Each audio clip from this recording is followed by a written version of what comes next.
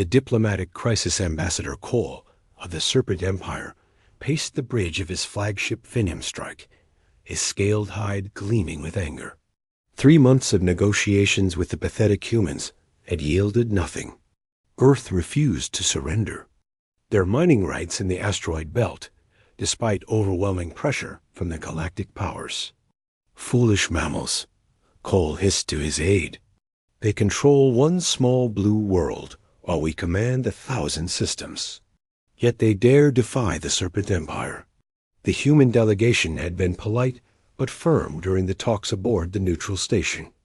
Ambassador Kate, their lead negotiator, had smiled pleasantly while rejecting every demand.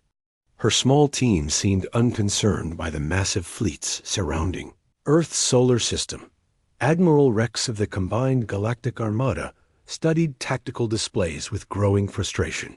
5 different alien species had contributed ships to this blockade, creating the largest military force in recent history.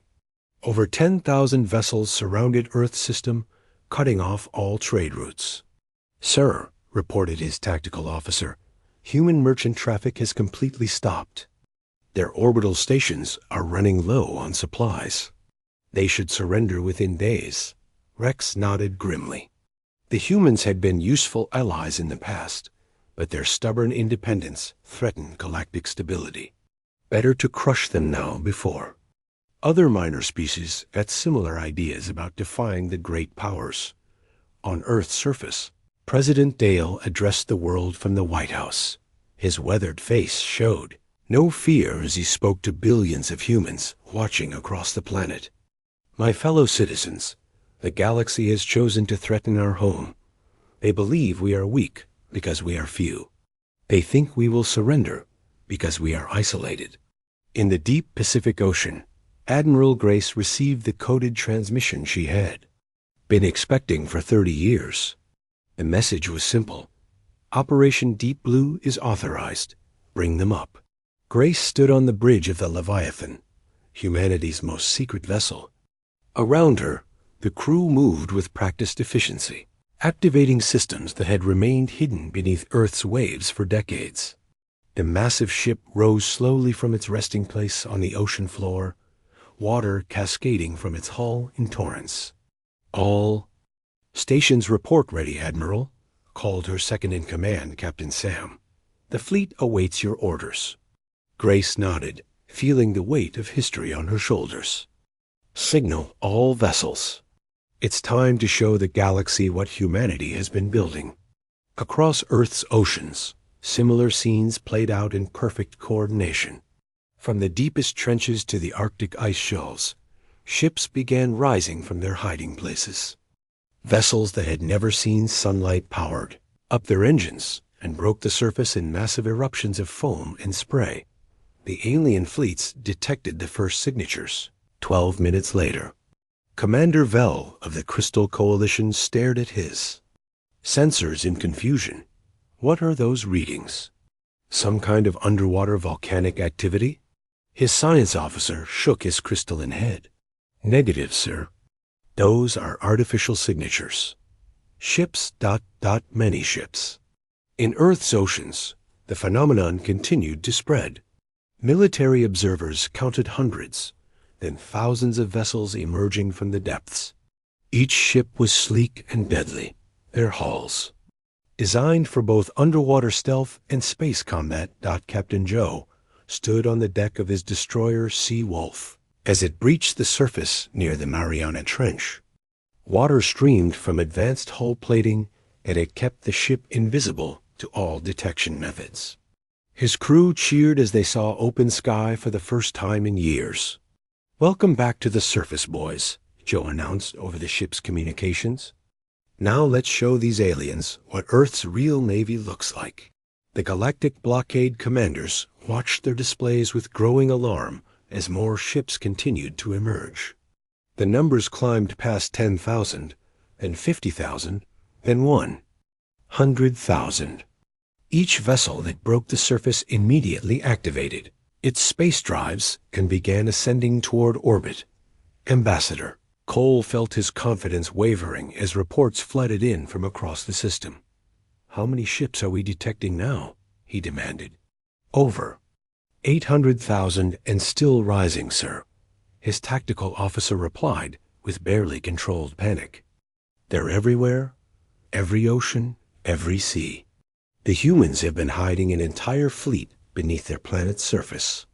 Admiral Rex realized with dawning horror that the galactic powers had made a terrible miscalculation. They had counted Earth's orbital shipyards and space-based facilities, but never considered what might lurk beneath the planet's vast oceans. 70% of Earth's surface was water, more than enough space to hide the largest fleet in galactic history. As the millionth human vessel broke the surface and began its journey to space, the aliens finally understood the truth. Earth had never been defenseless. The humans had simply been patient, building their strength in secret while letting the galaxy believe they were weak. Now that strength was rising from the depths, and the galaxy would never look at humanity the same way again. The fleet reveals itself. The sight that greeted the galactic fleets defied all logic and strategic understanding. Human ships continued to rise from Earth's oceans like mechanical sea monsters awakening from ancient slumber. Each vessel was a masterpiece of engineering, their hulls gleaming with water that evaporated in perfect streams as they climbed toward space. Commander Vel of the Crystal Coalition watched in stunned silence as his long-range sensors attempted to catalog the emerging armada. "Computer, update ship count," he ordered, his crystalline voice cracking with disbelief. "Current count, 1,200,000 vessels and climbing." The AI responded in its calm tone that somehow made the impossible numbers even more terrifying. Admiral Rex found himself facing a strategic nightmare that no military academy had prepared him for. His combined fleet of 10,000 ships had seemed overwhelming just hours ago. Now they were outnumbered 100 to 1, with more human vessels appearing every minute. "Sir," his communications officer reported, "we're receiving a transmission from Earth. Admiral Grace of the Human Deep. Fleet requests immediate conference with all enemy commanders." Rex had never heard of Admiral Grace or any deep fleet. Like every galactic intelligence service, he had studied Earth's military capabilities for decades. They had small orbital defense platforms, a few dozen patrol ships, and basic planetary shields. Nothing that could threaten a serious invasion force. Transmission came through on all frequencies, ensuring every alien ship received the message. Admiral Grace appeared on screens across the blockade fleet, a middle-aged human woman with calm eyes and graying hair. She wore a simple blue uniform with insignia no alien had ever seen. "Attention foreign fleets," Grace began, her voice carrying absolute authority. "You have violated Earth's sovereign space and threatened our people. You have exactly 1 hour to withdraw all vessels beyond the heliopause. Any ship remaining after that deadline will be considered hostile and dealt with accordingly." Ambassador Cole laughed, a harsh sound that echoed through his ship's bridge. 1 hour? Does this female understand she is outnumbered? Our combined fleets represent the military might of half the galaxy. But even as he spoke, Cole watched his tactical displays show more human ships emerging from Earth's polar ice caps. These vessels were different, larger and more heavily armed than the first wave. His computer identified them as battleships and carriers, each one bristling with weapon systems decades ahead of known human technology. Captain Tom commanded one of these massive vessels, the carrier Deep Current. His ship had spent 15 years beneath the Arctic ice, its crew training in the planet's most hostile underwater environment. As they broke through the ice sheet, Tom felt a mixture of relief and anticipation. "Launch all fighter wings," he ordered. "Show these aliens what human pilots can do." Thousands of small craft poured from the carrier's launch bays, their sleek forms adapted for both underwater and space combat. The fighters moved with impossible agility. Their pilots, veterans of years, spent navigating the crushing depths of Earth's oceans. The alien observers realized they were witnessing something unprecedented in galactic warfare. These weren't hastily constructed defensive vessels. Every human ship showed signs of advanced engineering and careful design. The fleet rising from Earth's waters represented decades of secret construction and preparation. Dr. Moss, the lead scientist aboard the Serpent Empire flagship, analyzed the emerging vessels with growing amazement. "Admiral," he reported to Cole, "these ships incorporate technology I've never seen before. Their hull materials, their energy signatures, even their movement patterns suggest capabilities far beyond current human science." In the depths of the Pacific, Admiral Grace reviewed final deployment reports from her fleet commanders. The operation was proceeding perfectly. Every vessel was reaching its assigned position. Every system was functioning as designed. 30 years of preparation were finally paying off. "Ma'am," reported her intelligence officer, "Galactic Fleet. Commanders are requesting emergency conferences with their home governments. Several ships are already powering up FTL drives." Grace smiled coldly. "Let them run. But make sure they take our message back to their masters. Earth is not as defenseless as they believed." The human fleet continued to expand as specialized vessels emerged from underwater bases around the globe. Mining ships that had harvested the ocean floor, research vessels that had explored the deepest trenches, and manufacturing ships that had built components in secret underwater factories.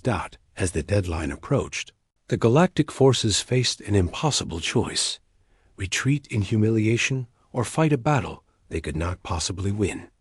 The humans had turned their planet's greatest feature, its vast oceans, into the perfect hiding place for the largest military force in known history. The galaxy was about to learn that sometimes the greatest strength comes from the deepest waters. The galaxy's shock news of humanity's hidden armada spread across the galaxy faster than light-speed communications could carry it. Emergency sessions convened on every major world as leaders struggled to comprehend the strategic implications of Earth's revelation. On the crystal world of Nexus Prime, High Council Leader Bright gathered his advisors in the Hall of Eternal Light. Their species had ruled space lanes for millennia, their fleets maintaining order through superior technology and numbers. Now their intelligence reports spoke of impossible things. "Show me the recordings again," Bright commanded, his crystalline form pulsing with agitation. The holographic display filled with images of human ships breaking through Earth's ice sheets like metal whales breaching the surface. Vessel after vessel emerged from hiding places no one had thought to examine. The planet's oceans had concealed the largest military buildup in galactic history. Intelligence. Director Sharp presented her analysis to the stunned council. Conservative estimates placed the human fleet at 1.2 million active vessels. Our deepest penetration scans suggest this may only represent their initial deployment. Earth's oceans could potentially hide millions more ships. The implications terrified every species that had dismissed Earth as a minor power. While galactic civilizations had focused on asteroid mining and orbital construction, humans had turned to their planet's most abundant resource, water. The vast depths that covered most of Earth's surface had provided perfect concealment for an industrial effort spanning generations. On the war world of Iron Fang, General Stone paced before tactical displays showing the human fleet's deployment patterns. His species prided themselves on military excellence. Their warriors feared across the galaxy. But the humans had achieved something his people had never imagined possible. "How did we miss this?" he demanded of his intelligence staff. Our spies reported small orbital yards, basic defensive platforms, minimal space presence. Where did they build these ships? Major Steele, his aide, provided the disturbing answer. "Sir, human industrial capacity appears centered on underwater facilities. They've been constructing vessels on the ocean floor, using resources harvested from deep-sea mining operations. Our surveillance focused on their surface activities while ignoring everything beneath the waves. The strategic revolution was complete. Every military doctrine in the galaxy assumed space-based construction and deployment. Humans had pioneered oceanic shipbuilding on a scale that dwarfed traditional methods. Their planet's surface was 71%. Water, more than enough space to hide the infrastructure needed for such massive production. Back in Earth's solar system, the standoff continued as alien commanders struggled with impossible decisions. Admiral Rex found himself commanding a force that had become laughably inadequate overnight. His 10,000 ships faced over 1 million human vessels, with more appearing hourly. "Status report on Galactic fleet morale," he requested grimly. "Sir," his communications officer replied, "3 species have already withdrawn their squadrons. The Crystal Coalition, Ocean Worlds, and Hive Collective are all retreating beyond the heliopause. Remaining forces are requesting immediate reinforcement or permission to withdraw." Rex understood their fear. The human ships moved with precision that spoke of years of training and preparation.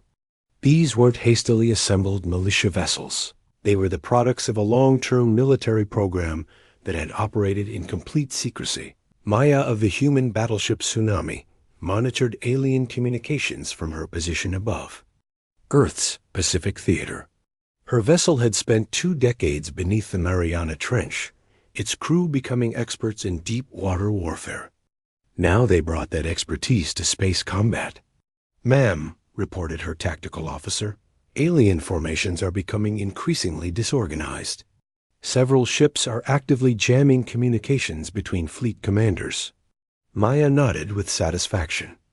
The psychological impact was exactly what Admiral Grace had predicted. No enemy could maintain cohesion when facing such overwhelming numerical superiority, combined with technological surprise. On Earth's surface, President Dale addressed the global population again. "My fellow humans," he said, "today the galaxy learned that our quiet strength runs deeper than any ocean. For 30 years, our best engineers and warriors have prepared for this moment. Today, they rise to defend our world." The revelation transformed humanity's position in galactic politics overnight. Species that had ignored or patronized Earth now faced the reality of dealing with a military superpower.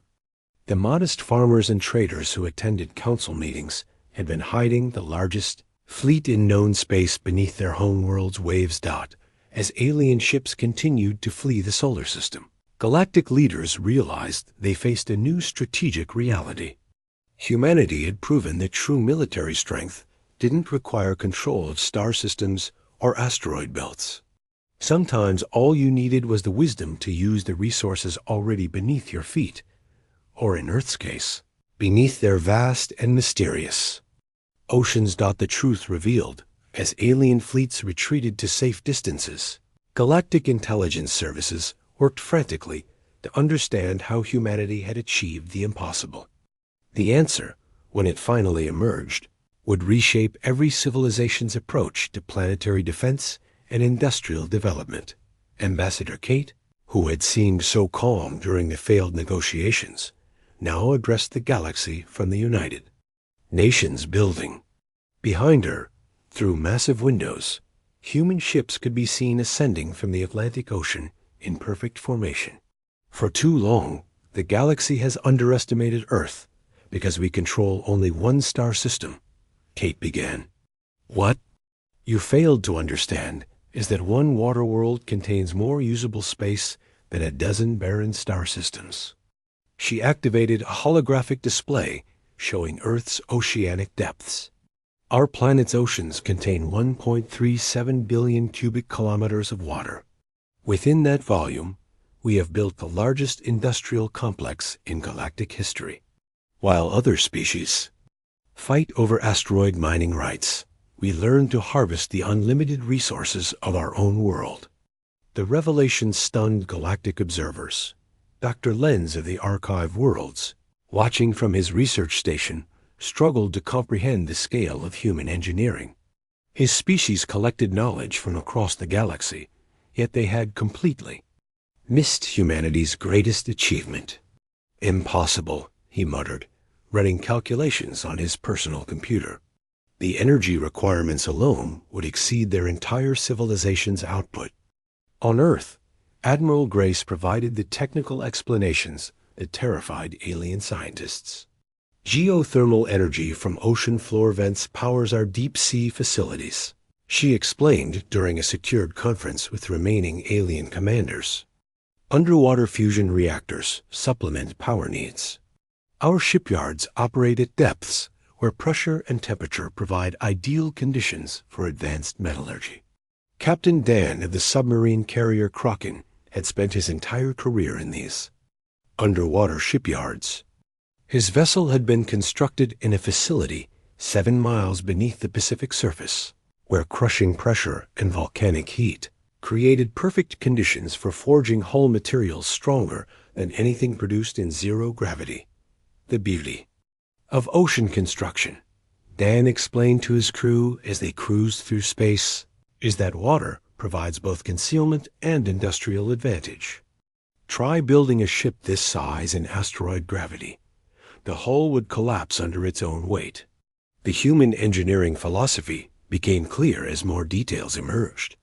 While galactic civilizations built outward into space, humans had built downward, into their planet's depths. Every ocean contained hidden cities, underwater factories, and training facilities where crews prepared for eventual space deployment. Commander Fish of the fast attack vessel Barracuda remembered his early training. In the Arctic depths, his crew had spent months learning to operate in Earth's most hostile underwater environments, preparing them for the challenges of deep space warfare. We trained where other species would die instantly, Fish told his tactical team. Crushing pressure, freezing temperatures, complete darkness. Space combat feels easy after surviving the ocean depths. The scale of the human operation became apparent as intelligence reports accumulated. Every major body of water on Earth concealed military installations. The Mediterranean hid training academies, the Arctic contained research facilities, and the deep Pacific housed the primary construction yards. General Stone of Iron Fang received reports that challenged everything his species understood about warfare. Sir, his intelligence officer reported, human crews had been training underwater for decades. They're adapted to operate in conditions that would kill most galactic species. Their ships incorporate technologies developed specifically for deep ocean environments. The strategic implications were staggering. Humanity had turned their planet into a single massive military base. While other species required dozens of worlds to support major fleets, humans had concentrated everything on Earth. The result was unprecedented coordination, unified command, and industrial efficiency that no distributed empire could match. Dr. Wave of the Ocean Worlds found the human approach particularly fascinating. His own species lived underwater, but had never considered using their aquatic environment for military purposes. They've weaponized their entire planet, he reported to his government. Not through orbital platforms or surface installations, but by transforming their oceans into the ultimate defensive system.